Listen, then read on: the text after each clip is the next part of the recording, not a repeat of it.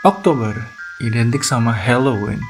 Jadi, gimana kalau gue ceritain salah satu cerita horor favorit gue? Sebuah urban legend yang katanya terjadi di prefektur Shimane.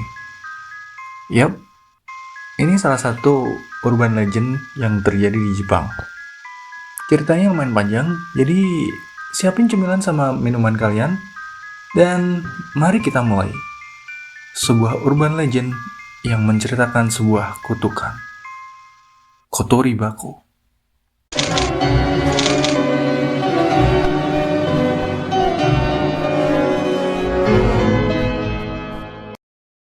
Aku tipe pria yang suka membaca blog horor di waktu luangku. Secara pribadi sih, aku tidak mempunyai kemampuan apapun untuk melihat hantu, sama sekali. Aku tidak pernah berpikir aku akan berada di sini dan menuliskan sesuatu seperti ini. Tapi aku ingin memberitahu kalian tentang sesuatu yang terjadi padaku sebulan yang lalu. Aku memiliki izin dari semua yang terlibat untuk menceritakan kisah ini. Hanya untuk berjaga-jaga. Aku pikir orang-orang di sini lebih mungkin untuk percaya akan apa yang akan aku ceritakan. Jadi, tolong dengarkan ceritaku ini. Tokoh utama dari cerita ini adalah salah satu temanku yang memiliki kemampuan yang sangat kuat untuk merasakan hal-hal gaib. Kami sudah berteman sejak SMP dan kami masih sering pergi nongkrong bersama meskipun usia kami sudah hampir menginjak 30 tahun. Keluarganya telah bekerja sebagai pendeta Shinto di sebuah kuil selama beberapa generasi sekarang. Sebenarnya mereka memiliki pekerjaan kantoran. Tapi pada saat-saat seperti tahun baru atau musim pernikahan, mereka akan bekerja sebagai pendeta Shinto, sebagai semacam pekerjaan sampingan, atau mungkin malah itu pekerjaan utama mereka. Suatu hari, kami memutuskan untuk pergi minum dan bertemu di rumahku dulu. Temanku itu dan pacarnya tiba terlebih dulu. Kami bermain video game sembari menunggu teman kami yang lain muncul. Seorang wanita. Ya, anggap saja ini semacam double date. Sebut saja temanku yang dari kuil itu bernama M, dan pacarnya K.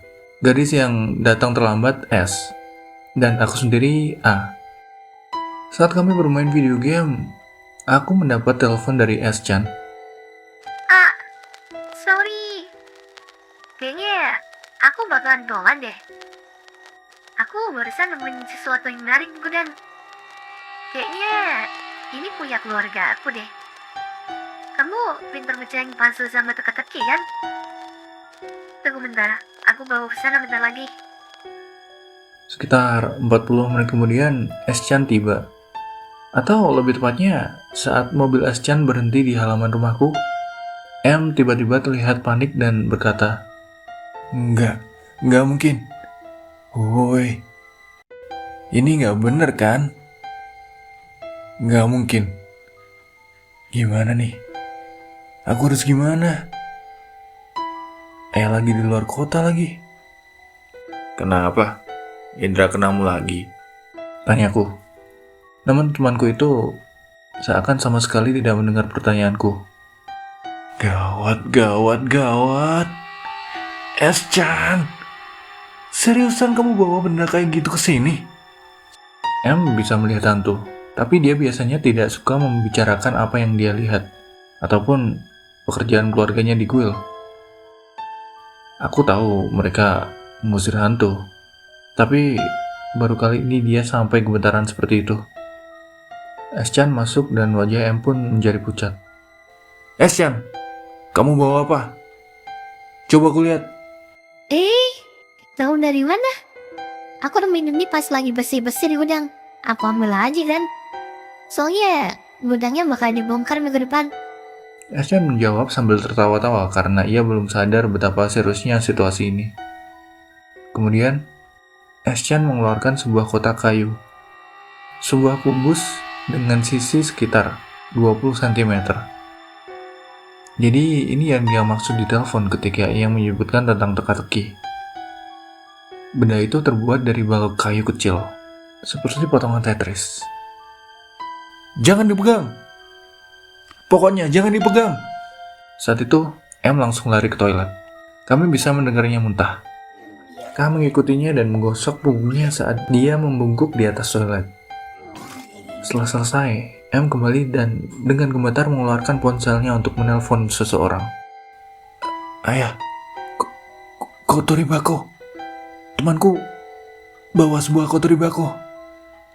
Aku takut. Tapi aku gak sekuat kakek. Aku gak bisa ngelakuin yang kakek lakuin. M mulai menangis. Apa yang S-chan bawa pasti sangatlah mengerikan hingga membuat pria berusia 29 tahun menelpon ayahnya sambil menangis. Iya. Gak ada di sana. Aku yakin gak ada. Cuma ada kotak itu. Tapi rasanya emang pernah ada di sana. Tapi udah hilang sekarang. Iya. Ada sesuatu di sana. Di dalam perut temanku. Kayaknya itu Shippo. Iya. Shippo kan? Ada segitiga di dalamnya. Itu Shippo. Gak salah lagi. Aku udah bilang aku gak tahu. Aku gak seperti itu. Aku mendengar banyak istilah teknis yang tidak aku mengerti. Tapi yang paling menonjol adalah kata kotori bako dan Shippo. Oke, aku coba. Kalau ada kesalahan, ayah harus selesaiin ini. M menutup telepon, lalu menangis terseduh-seduh selama beberapa menit berikutnya. Dengan dada naik turun karena isak tangisnya, dia bersila dengan gaya semedi dan berkata, "Oke." Dan menampar lututnya sendiri. Dia tidak lagi menangis. Dia siap melakukan apapun yang perlu dia lakukan. Ambil pisau. Mau ngapain? Tenang, aku gak bakal bunuh orang. Aku perlu bersihin S-chan. S-chan, lihat aku. Dengar. Mungkin percuma bilang gak perlu takut. Tapi jangan takut, oke? K dan A, kalian juga harus kuat. Gak ada yang perlu ditakuti. Aku gak bakal kalah. Kalian pikir aku bakal kalah, ha? Jangan takut. Jangan takut. M berteriak keras, mencoba menghilangkan ketakutannya sendiri. S-chan hampir menangis. Dia ketakutan setengah mati. Baik aku dan K hampir menangis. Sejujurnya, aku hampir terkencing-kencing mendengarnya. Kami tidak tahu apa yang terjadi. Tapi M terus mengatakan berulang kali bahwa dia tahu apa yang harus dia lakukan. Mana pisaunya? Aku menyerahkan sebuah pisau kepada M dengan gemetar. Cubit bagian dalam pahaku sekeras-kerasnya. Sekeras yang kamu bisa, oke? Aku tidak tahu apa yang sedang terjadi. Yang bisa aku lakukan hanya menuruti apa yang dikatakan M. Aku mencubit bagian dalam pahanya. Dan saat aku melakukan ini, M menyayat ujung jari dan telapak tangannya dengan pisau. Dia mungkin menyuruhku mencubitnya untuk mencoba menutupi rasa sakit itu. S-chan, buka mulutmu. M memasukkan jarinya yang berlumuran darah ke dalam mulut S-chan. Minum, S-chan. Walaupun rasanya gak enak, kamu tetap harus minum. S-chan menangis. Dia tidak bisa berbicara. No tenju norio shinei wato akemi shita kashikomi kanshikomi momamosu. Kedengaran seperti semacam doa atau mantra.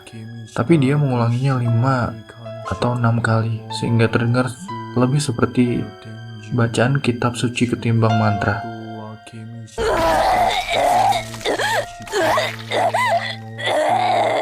Begitu M menarik jarinya keluar dari mulut S-chan, dia memuntahkan sesuatu yang berlumuran darah.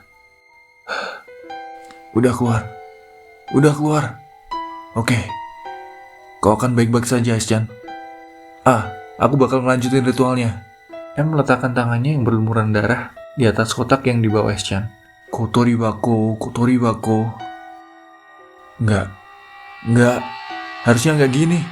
Enggak bisa kayak gini. Aku gak bisa. Em tampak seperti akan menangis lagi. Ah, tolong telepon ayahku. Aku meraih telepon dan menelpon ayahnya seperti yang dia minta, lalu menempelkan telepon itu ke telinganya. Ayah, maaf, aku lupa. Ayah bisa ngerapal mantranya? Aku bakal ngikutin. Dengan telepon di dekat telinganya, dia meletakkan tangan kanan di samping kotak, dan 4 atau 5 kali dia mengucapkan mantra lagi. Terdengar seperti dia sedang membacakan puisi atau semacamnya. Mengulangi semua dengan perlahan, seperti sedang diinstruksikan. Akhirnya dia berkata, akhirnya selesai juga. Menangis terseduh-seduh. Kak mencoba menghiburnya. Selama 20 menit dia menangis. Kami berempat akhirnya menangis bersama. Di sepanjang waktu, memastikan agar kami tidak melakukan kontak dengan kotak itu, seperti menyentuh atau bahkan sekedar menatapnya. Setelah semua orang tenang, bertanya apakah aku punya handuk atau sesuatu yang bisa digunakan untuk mengikat kotak itu di tangannya. Aku memberikan handuk mandi tipis, dan dia membungkuskannya di sekitar kotak. Oke, jadi mau minum di mana nih? Hah? Teriak semua orang. Bercanda. Kayaknya mendingan kita semua pulang. Bisa nganter aku pulang nggak? Semua orang kelelahan.